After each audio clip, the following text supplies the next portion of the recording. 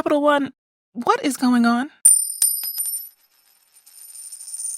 Hi everyone, this is Camilla the Focus Spender, and welcome to my channel where I teach you how to get out of debt, save more money, and invest so that you can build wealth and leave a lasting legacy. So whether or not you are a Capital One customer, you probably heard of the things that have been going on with Capital One. So they've had issues with their account transactions, and there is a major lawsuit. In fact, last week I received a DM, and it was a follower who asked me if I was having issues with my Capital One.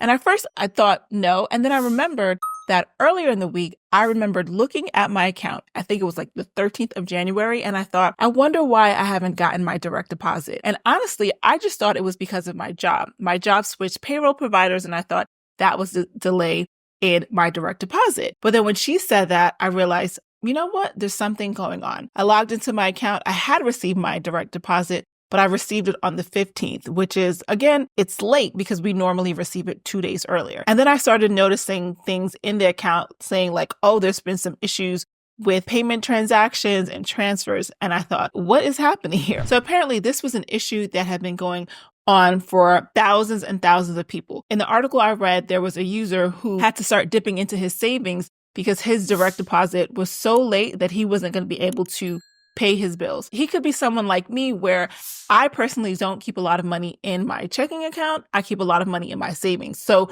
maybe he had money in his Capital One savings, or maybe he had money in a completely different savings account. Not too sure, but he basically had to go in and get money from other places. Now, if you're someone that does not have savings, this probably is a pretty scary time. There was definitely people, including the person that DM'd me, that their jobs weren't going to reissue them another check because as far as they were concerned, the money left their account already. So if they paid you again and the issue cleared up, they were basically paying you and whoever else is a Capital One user twice. So this definitely caused a lot of heartache for a lot of people, or just a lot of strain where you can't make transfers, you're not getting your direct deposit, maybe you're not being able to really look at your account balances. That was another thing that was happening, is that some people couldn't see their correct account balance, which is definitely going to be extremely, extremely frustrating. So the other thing that's going on is a lawsuit by the Consumer Financial Protection Bureau. So they are charging a Capital One of withholding up to $2 billion from their customers.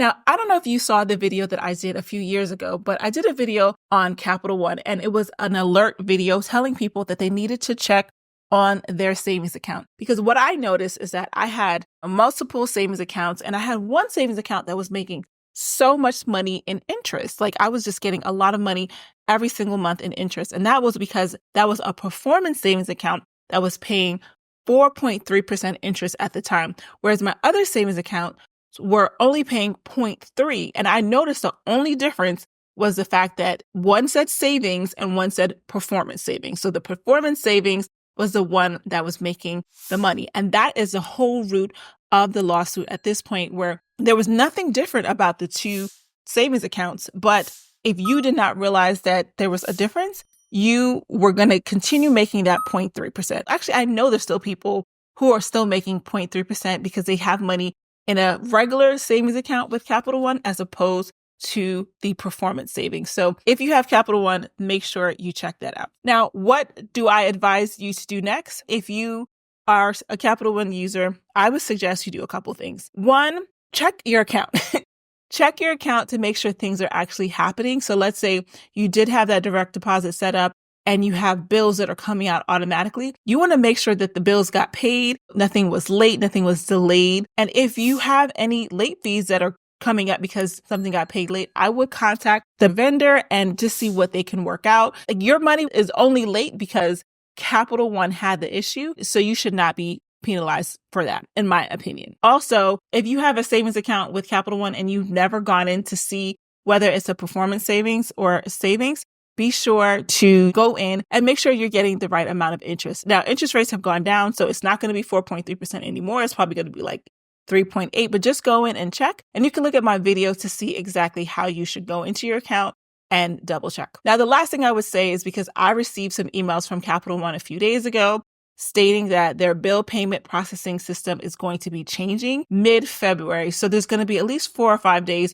where bill payments are not going to work. So if you have any bill payments set up for mid-February, I would say make sure those bills get paid prior, or you have an alternative means to pay those bills, because things are going to get wonky. It does not seem like things are going to get better for Capital One just yet. Long term, I think I'm going to continue banking with Capital One just because I do like the fact that I can have my little different savings accounts for my sinking funds. But I am in no way saying that you need to stay with Capital One. I'm just saying that for now, this is going to continue to be my bank just because it's easy for me and my husband how we have everything set up. But you really have to figure out what is best for you to determine what banking situation you're going to use going forward. If you like this video, be sure to click like, subscribe to my channel, leave me a comment below, tell me what you're doing or any thoughts you have about the situation.